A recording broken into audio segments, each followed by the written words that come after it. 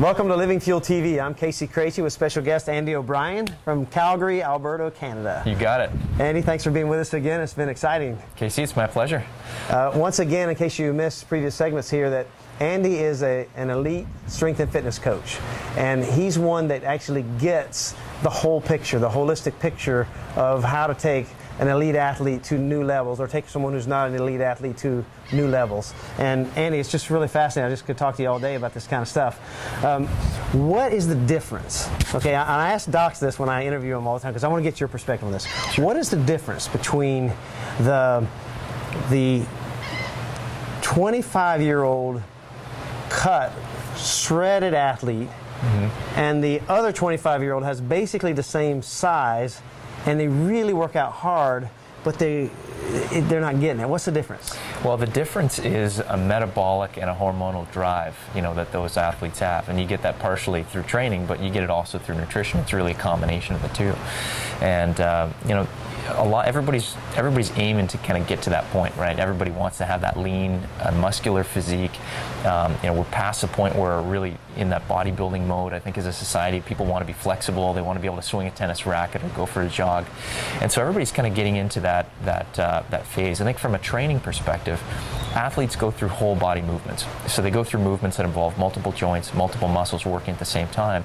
And when you develop movement efficiency, meaning your body's not over dependent on one specific group of joints or muscles, but it distributes the responsibility evenly and naturally amongst the entire body, you get a greater stimulation of the central nervous system. And so from a training perspective, athletes have a little bit of a benefit in that they're getting a greater central neural response. So they're going through lots of speed, but they also have a little bit more movement efficiency than the average public, individual who's just going through some training. But I'm a real big fan of instead of isolated body parts, really doing a lot of different whole body movements, dynamic movements, but then coaching people to develop efficiency so that they don't have any muscle imbalances and that they're moving efficiently through all three planes of motion. Fascinating stuff. So do you think it's reasonable to think that the person that looks like the shredded athlete could get there? Let's just say that you had him full-time. Could you get because I've always asked docs now, if you look at the blood panel results, what's the difference between these two guys? Because I want to know what's the marker, because it's not it's not growth hormone. I mean, what's the difference? So for sure. Well, there's definitely a genetic component, that you can't deny. That sometimes the athletes at the top of the ladder are very genetically gifted athletes, so things come a little bit easier for them. But there's no question about it. I mean, it doesn't matter who you are, what job you have, or what you're doing, or what your lifestyle is. If you understand your environment, what you're putting into your body, what your kind of response your body's going through, and you understand how to balance that off with the right type of training, the right type of nutrition, you can build your best body. There's no question about it. And everybody's got different bone structure and different muscle tone, but everybody can be lean and muscular, fit and healthy. There's no question about it. There's been a lot of, say, overweight people who have got into bodybuilding and gotten all the way down to show weight, and they really are, a little too shredded if you want, if you want to be truthful, but they don't maintain that very long. Exactly. So what's up with that? Well, I think a lot of times we go through extremes, when we're trying to do something for a specific date.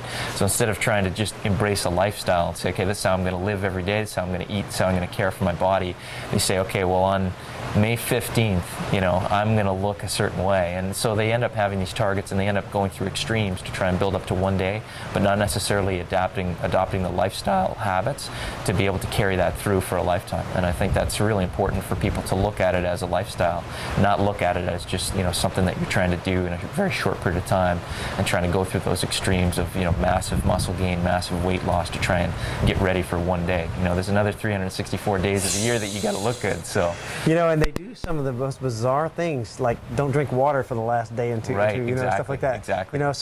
So if they do, there's some of the things that they really are onto something. I really am analyzing that whole process to see what of it can be installed into like a lifestyle, because they're getting something. But you talk a lot about central nervous system.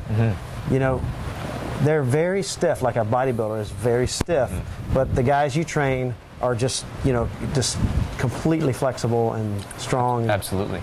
Well, I think it is interesting what you say about the bodybuilding. One thing that the bodybuilding community has really lent us is it's lent passion for training. It's lent the discipline. It's it's really promoted the structure of the nutritional side of things, you know, in addition to the training. So we really take a lot of benefits from that. Yeah. And sometimes I give bodybuilders a hard time, but you know, that's really what spawned the fitness industry for us. I think one of the unhealthy things is that if you're getting ready for a show or doing something, you go through this very anabolic phase, which is a muscle building type of a phase where you're taking in a lot of calories, a lot of nutrients, training at really high volumes. Then you go through what's called a catabolic phase, where your body is stimulating massive amounts of cortisol and it's burning body fat, but you're also losing a lot of muscle. And so, you know, that ends up being very unhealthy, because when you go through that catabolic phase where your water intake is low, your calorie intake is low, and your exercise is high, you're really shutting down your metabolic and your hormonal responses. So a lot of people end up gaining weight immediately right afterwards. And so that's why it's important to develop a lifestyle and not go through these different phases. And what you're really trying to do is maximize that anabolic response, you know, muscle building, fat burning, and a healthy response so that your body's adapting and it's working against life, you know, because we have stress in our lives, mental, physical, in the food that we eat, in the toxins that we breathe in from the air, and our body's constantly trying to adapt and fight against that stress. So that's what the nutrition and training really should be about, is stimulating the nervous system and the hormonal levels to be able to achieve that. To answer your second question about the flexibility and the movement ability, I think that's, you know, we get caught up a little bit too much in looking at individual muscle groups, and we try to isolate muscle groups and isolate joints, but our body is designed to move on 3 planes at all times. You know, it's what we call triplanar. So again, every little activity, whether you're getting in and out of your car or whether you're picking up a bag of groceries, it's designed to have multiple muscle groups working together in synergy to be able to produce a movement most efficiently. And the goal of our nervous system is constantly to distribute the responsibility for movement into a variety of different areas of our body. And when we're training that way, and when we're stimulating our body in an efficient way, we get a greater neural response, which leads to a greater metabolic response. So the nervous system is releasing those neurotransmitters that help our body adapt, not only from a movement standpoint, but from a metabolic standpoint. So we're getting leaner, we're getting more explosive, and that's why you see sprinters and dynamic athletes. They've got really, really lean bodies. You know, they've got great genetics, but they're also training in a way that's stimulating their nervous system more so than individual muscle groups. Beautiful. Fascinating stuff. More to come. Thank you, Casey. Thanks, Andy. Hope you enjoyed it. Here's to your super health.